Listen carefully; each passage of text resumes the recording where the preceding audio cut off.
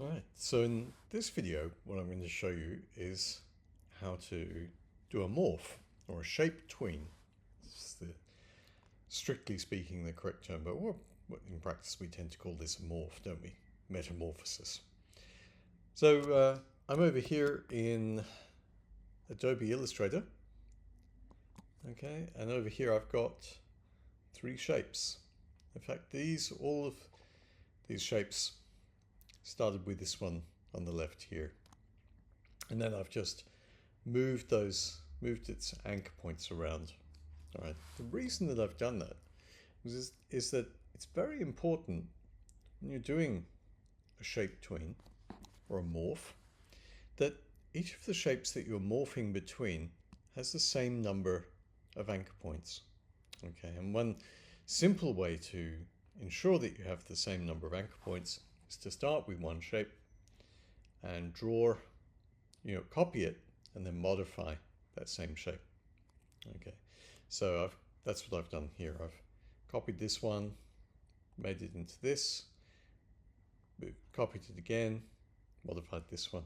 All right, so I'll just show you that. I'll make a fourth one here. So what I'm going to do, I could copy and paste.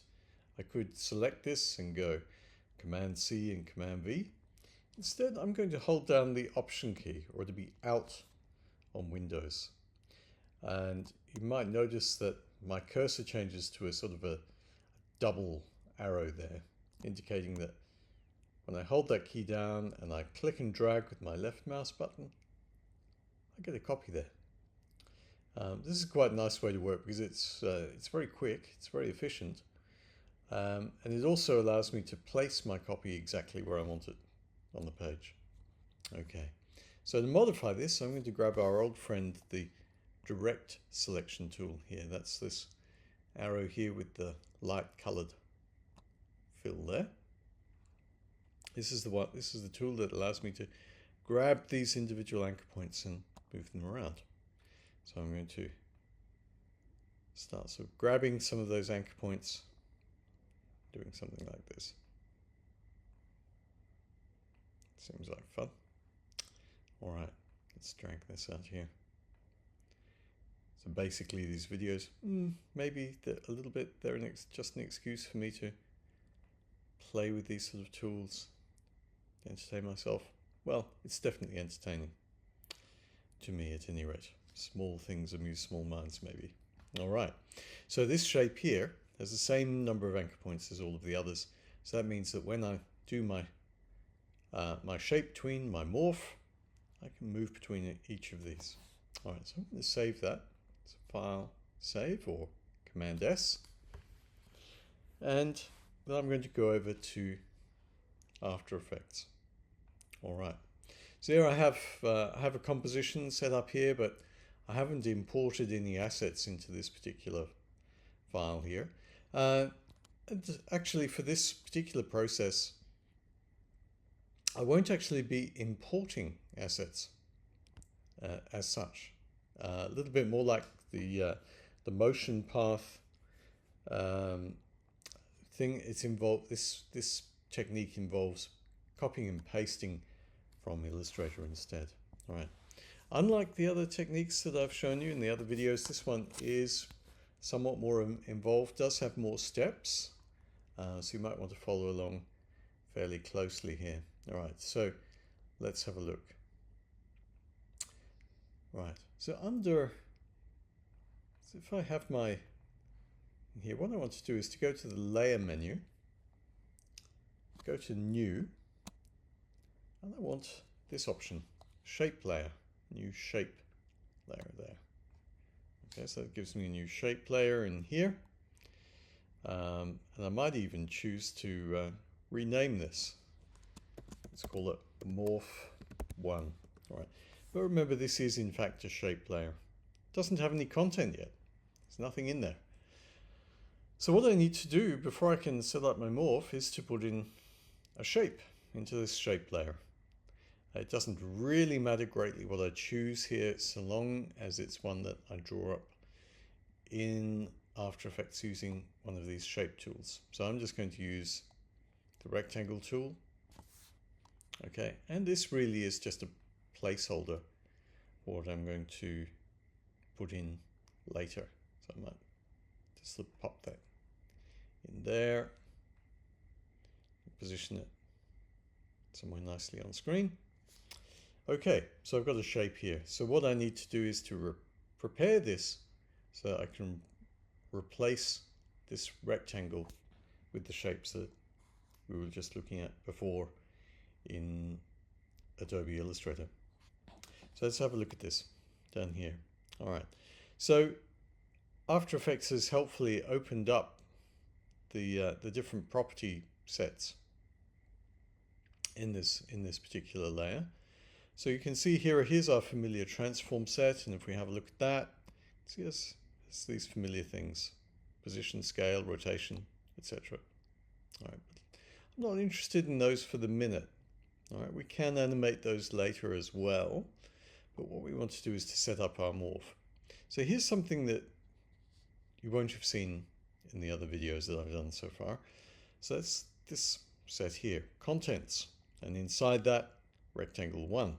So that represents, in fact, this shape here and its various properties. So let's open that one up, see what we've got inside there.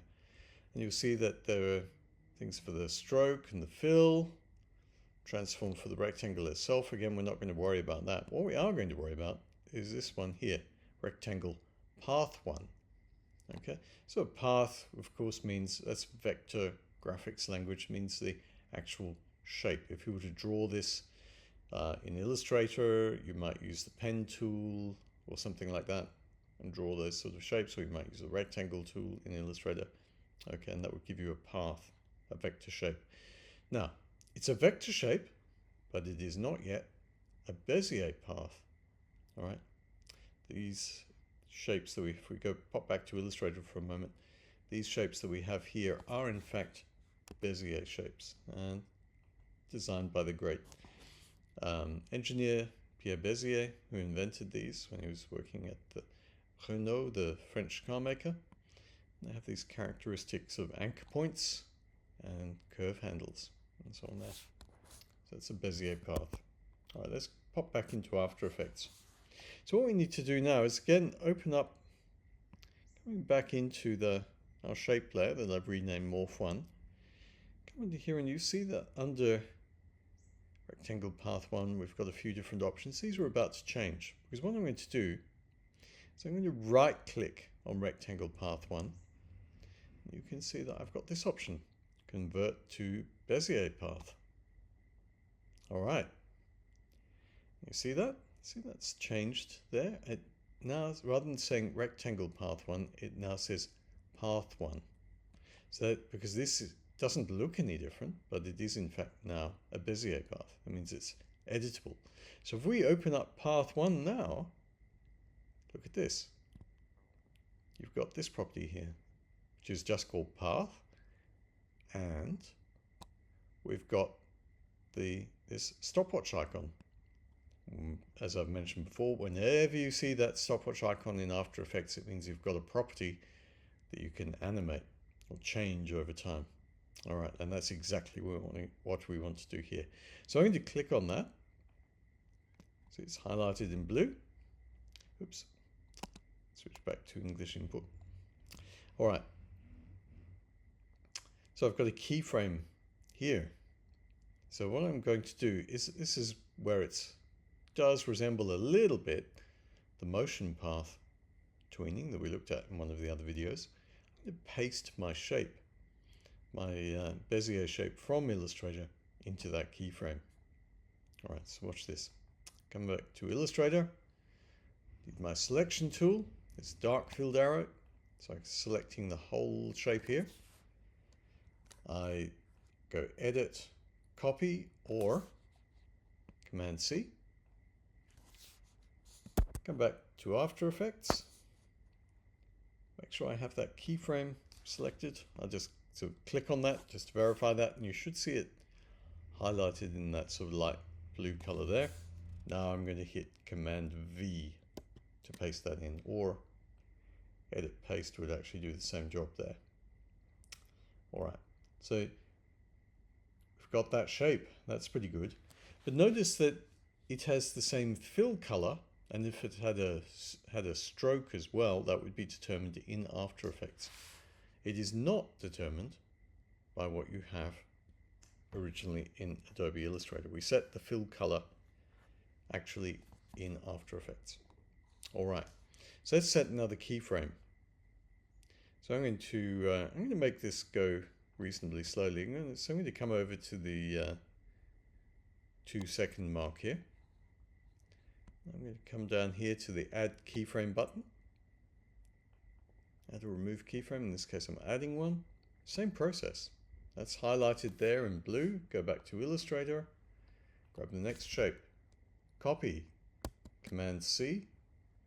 Come back to Illustrator. Sorry, After Effects. Paste that in. Now have a look at this. See that? And if I press play here, see that gradually changing there. Not bad. All right. So the process from this point, if I want to continue morphing things, is just to keep pasting shape, making new keyframes and pasting shapes into them rather. So I'll grab the third one, copy, come back to After Effects, paste it in, go to my next, travel forwards in time. All right. It's my little time machine here, travel forwards and backwards in time as I wish, in this case traveling forwards. Okay, and paste the next shape in. So I copy that, come back to After Effects, paste that in. Okay, so let's have a look at that. Let's play that now.